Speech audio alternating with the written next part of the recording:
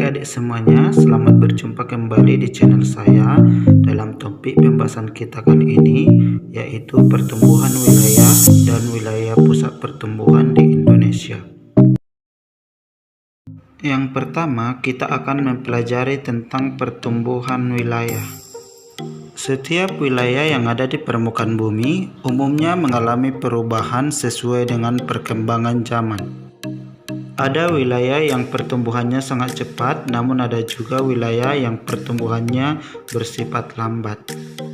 Wilayah yang mengalami pertumbuhan ekonomi secara cepat dan mampu mempengaruhi wilayah-wilayah yang ada di sekitarnya untuk lebih cepat maju, inilah yang kita kenal sebagai pusat pertumbuhan wilayah. Pada gambar ini kita dapat melihat bahwa kota sebagai pusat pertumbuhan wilayah yang pada suatu saat akan mampu mempengaruhi wilayah pinggiran untuk lebih cepat maju. Nah, sekarang kita akan mempelajari teori-teori yang menyebabkan suatu wilayah bisa mengalami pertumbuhan secara pesat. Yang pertama adalah teori sumber daya alam.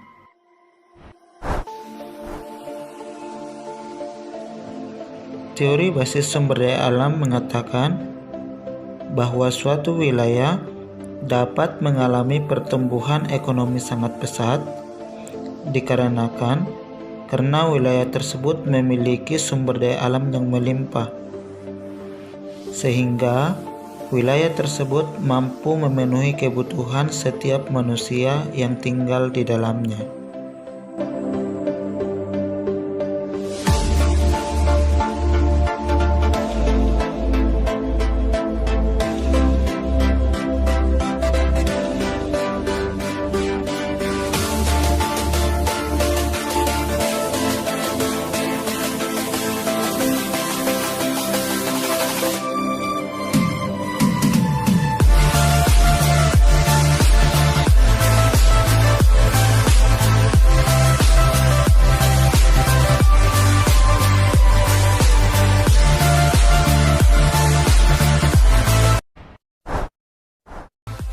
Yang kedua adalah teori basis ekspor.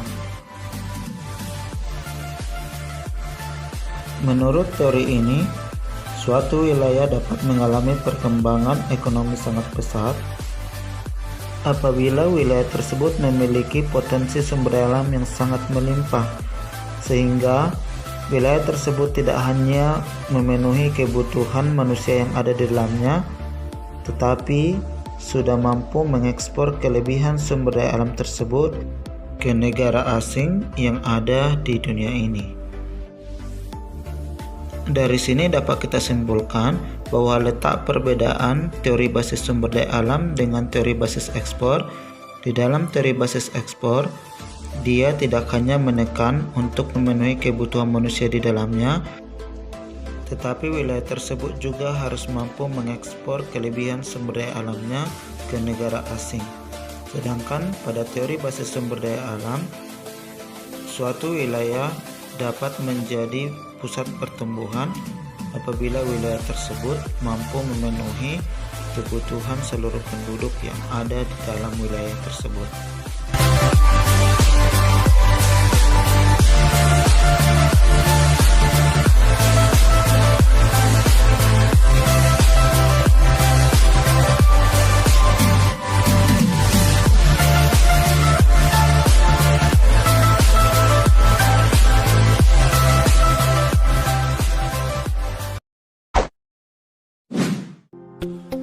Dan yang ketiga adalah teori pertumbuhan neoklasik.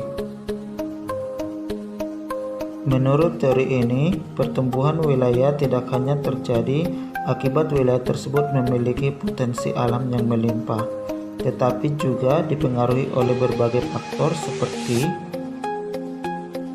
sumber daya manusia yang berkualitas, ketersediaan modal, serta teknologi yang sudah canggih.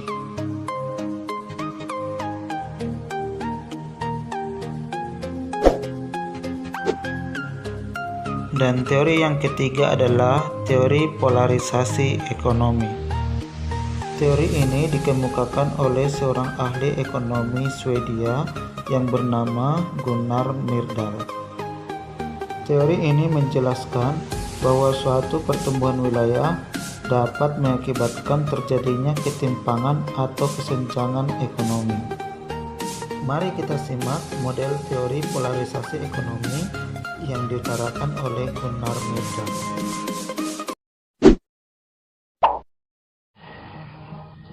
Ilustrasi spread dan backward effect adalah seperti ini. Sebuah kota berfungsi sebagai pusat pertumbuhan bagi kota kecil di sekitarnya. Hal tersebut akan mendorong daerah pinggiran untuk melakukan pembangunan wilayah. Seperti Jakarta yang memberikan efek membangun bagi Bogor, Depok, Tangerang, Bekasi, sehingga membentuk wilayah Jabodetabek. Tapi, Jakarta pun menimbulkan efek negatif akibat daya tarik yang besar, yaitu urbanisasi yang sangat tinggi sehingga kepadatan penduduk di Jakarta melonjak dan membuat semakin banyak masalah seperti kemacetan dan pengangguran.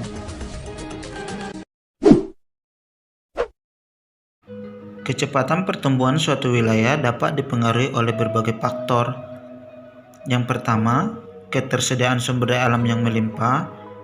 Yang kedua, kualitas sumber daya manusia yang bagus. Yang ketiga, tersedianya infrastruktur seperti sarana dan prasarana. Yang keempat, kondisi atau keadaan geografis, misalnya topografi atau bentuk permukaan buminya, iklimnya, dan letak geografisnya. Kemudian, yang kelima adalah ketersediaan modal. Sekarang kita lanjutkan dengan ciri-ciri pusat pertumbuhan. Yang pertama, adanya keterkaitan antar berbagai sektor yang ada di dalamnya.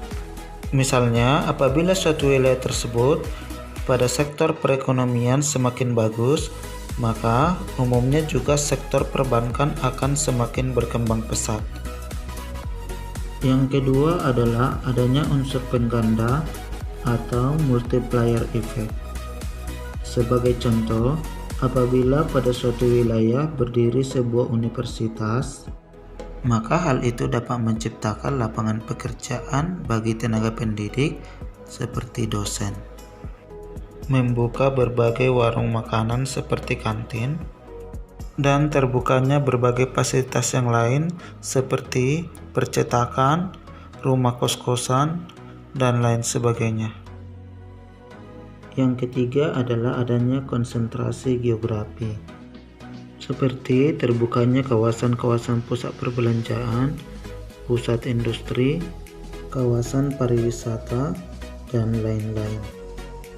Dan yang keempat adalah sebuah pusat pertumbuhan pasti akan mendorong wilayah di pinggirannya untuk lebih cepat maju.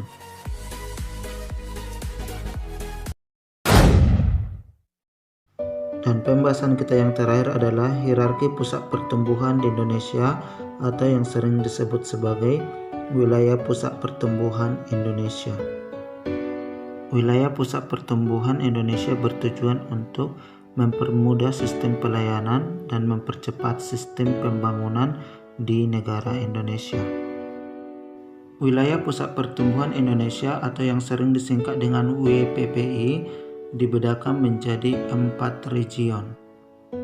Yang pertama adalah Regional A yang berpusat di Kota Medan. Yang kedua adalah Regional B yang berpusat di Kota Jakarta. Yang ketiga adalah Regional C yang berpusat di Kota Surabaya.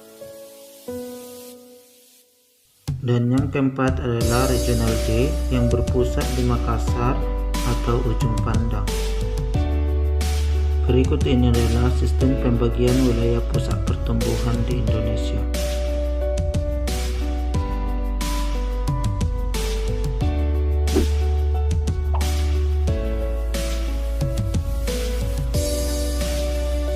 Oke adik-adik, sampai di sinilah dulu pembahasan kita tentang pertumbuhan wilayah dan wilayah pusat pertumbuhan di Indonesia.